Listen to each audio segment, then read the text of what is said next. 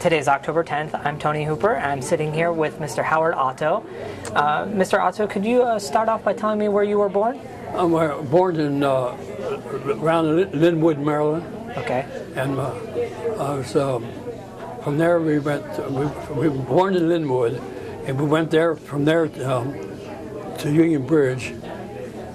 And then when I went to start working at Westminster Knit company, making women's clothing for Jonathan Logan, it was a big outfit. Wow. And there's where I met my wife, working at this Jonathan Logan place there in Westminster. Oh, great. And I worked there 51 years at the same place. 51 long years at the same place. And did your wife work there for as long as you did? She worked there too. She worked there 48 years. 48 years. Mm-hmm. Wow. And you and your wife, you still reside here in Westminster now? Still reside on 56 West Green Street. Okay. Uh-huh. Yeah. And we've been there, we've been in the same place 60 years, and we enjoy life there. Wow. And everything has really, nothing that really has changed since back when we first started there. Right now, we're the only family on that street that has lived there since we first moved there. And you're saying that you haven't seen much change? Haven't seen much change. Wow. Everything's about the same. Well, I was going to ask, when you were in Union Bridge, what was Union Bridge like back then? Union Bridge was small town, but still a popular town. People well known there. We knew a lot of people from Union Bridge. Enjoyed it. I lived there until we got married, and then I moved to Westminster then. So what kind of activities did you do in Union Bridge, or what kind of things did you participate in? Well, just more running around, having a good time. Yeah. Yeah. Any specific memories that you recall from back then? Well, not really, until I went in the service. I went in the Army in Halloween night of 41, right after World War was signed. Went in the service. Was drafted, and I went from there to Fort Meade, and from Fort Meade to Atlanta, Macon, Georgia, and from Macon, Georgia overseas. And we went in the breakthrough after the 29th Division was almost completely wiped out. And we went in to our 28th Division. I was in the 28th Division. We went in the 28th Division, and we finished it up then there, 28th Division. And we stayed there then until 45 when the war ended, and when I was able to come back home. Now, were you married before you went overseas? We got married in 43. What was it like returning and seeing your wife again? Oh, wonderful. Yeah. I had a choice when the war ended in 45 to go to Paris, France. Either go to Paris, France, or come home.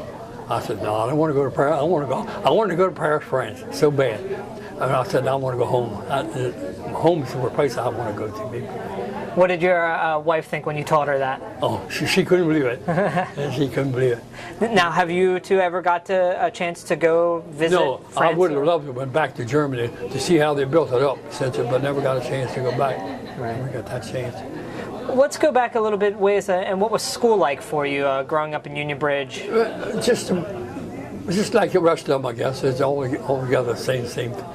Very small class? Right, small crowd. When I first went to school in Linwood, two-room school. That's where I went in Linwood. It was in a small building. We had two rooms, one on the other side, one on one side. First and second grade started. From there till I went to high school. Went to 8th grade in high school at Elmer Wolf, and that was the end of it. So, what did you do at Westminster Knit? You said that they made women. I was a presser there for the whole time I was there. How did you get into that? Well, I was looking for work, so I went down to the place there on Main Street in Westminster, where it was up over the top of the A&P. It was an old A&P store. It was underneath, and we had the factory up over the top of the A&P store. I went down there and put in for a job, and they said, yeah, we need somebody. So I started working there. How much I got an hour? I mean, a week. How much? $2.50 a week. That's what I started out with, $2.50 a week. Now, do you remember what you would do with your $2.50 a week? No, no. Of course, then back shoes and stuff. You could buy a pair of shoes for 50 cents, clothes for 50 cents, 75 cents. Things were altogether different then. Yeah. I get that. What was your family life like? Did you have a close family? Close family. Yeah. A real close family. What were the holidays like? Do you remember anything specific? No. Gathering around for Thanksgiving or anything? No, not too much. No, it's just we always get together Thanksgiving, and we still do. I have nieces and nephews that I get together with now. My family, as far as my family is concerned, are all gone. They're all passed away, all of them. Okay. I'm the only one left. My sister died. She was 99 years old when she died. And she's been dead about 2 years now. And of course, I'm the last one of the family.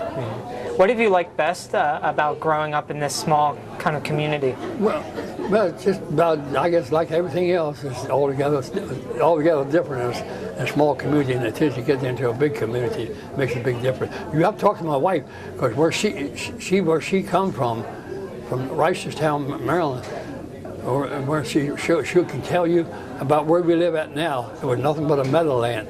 There's no homes there or nothing. Nothing there. What was Union Bridge or Westminster or anything like that back then? Union Bridge wasn't. Westminster, it was mostly all Westminster. It was like that. And maybe it was all together like that. And so you kind of seen it grow over the years? Seen it grow over the years. It's really grown over the years. Anything that stood out to you about that? No. No? That's not okay. Yeah.